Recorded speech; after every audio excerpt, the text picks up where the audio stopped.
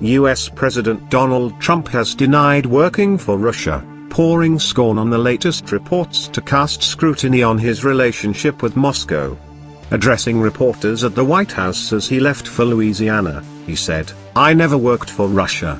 He played down a Washington Post report that he had concealed a translation of a meeting with Mr. Putin.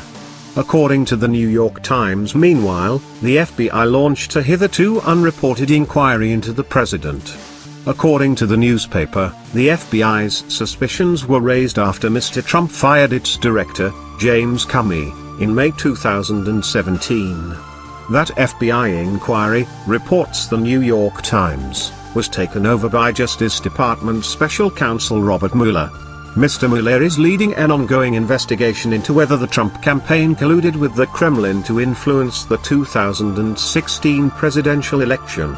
Asked outside the White House on Monday if he was working for Russia, Mr. Trump denied it outright before adding, "I think it's a disgrace that you even ask that question because it's a whole big fat hoax." The Republican president was posed the same question by a Fox News host on Saturday, and called it the most insulting thing I've ever been asked. The New York Times notes in its own report no evidence has emerged publicly that Mr. Trump took direction from Russian government officials. On Monday, the president said his dismissal of Mr. Comey was a great service I did for our country, while railing against FBI investigators as known scoundrels and dirty cops.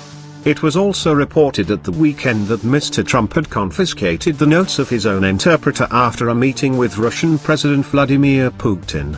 According to the Washington Post, the US president ordered the translator not to discuss the details of what was said.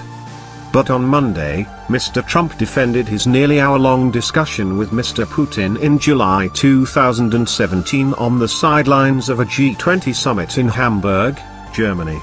"It's a lot of fake news," said Mr. Trump, as he left to address a farming convention in New Orleans. "That was a very good meeting.